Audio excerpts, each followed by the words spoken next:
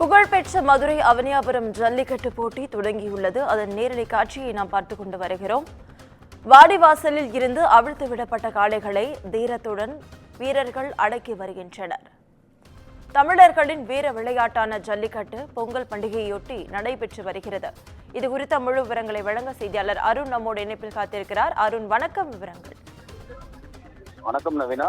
அவனியாபுரம் ஜல்லிக்கட்டு போட்டியானது சரியாக 6:30 மணி அளவில் அமைச்சர் மூர்த்தி, மாவட்ட ஆட்சியர் சங்கீதா, அதே போல மாநகராட்சி ஆணையாளர் தினேஷ்குமார், மதுரை மேயர் இந்திராணி ஆகியோர் முன்னிலையில 50க்கும் மேற்பட்ட மாடுபிடி வீரர்கள் தங்களுடைய மாடு ஜல்லிக்கட்டு போட்டியில் பங்கேற்பதற்கான உறுதிமொழி ஏற்ற பிறகு தற்போது இந்த போட்டியானது தொடங்கி இருக்கிறது. இந்த போட்டியை பொறுத்தவரை முதல் பரிசாக சிறந்த காளைகளுக்கு, மாட்டின் உரிமையாளர்களுக்கு டிராக்டரும் 10 லட்ச ரூபாய் மதிப்புள்ள டிராக்டரும், அதே போல இரண்டாம் பரிசாக சிறந்த மாடுபிடி வீரருக்கு 8 லட்ச ரூபாய் மதிப்புள்ள காரும் பரிசாக வழங்கப்பட இருக்கிறது.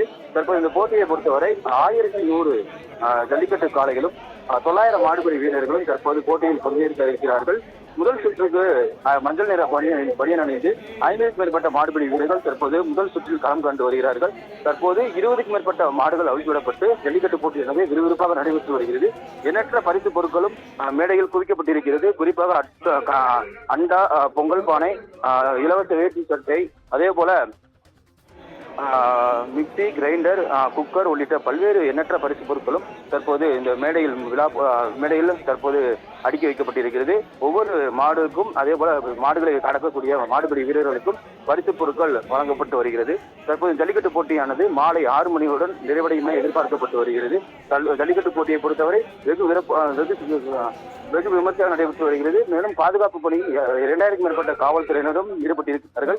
ஆங்காங்கே எல்இடி திரையரங்களும் வைக்கப்பட்டு அந்த ஜல்லிக்கட்டு போட்டியை நேரலையில் ஒளிபரப்பப்பட்டு வருகிறது. பாதுகாப்பு கருதி எண்ணற்ற போலீசார் பாதுகாப்பு பணியில் ஈடுபட்டு வருகிறார்கள். நவீனா,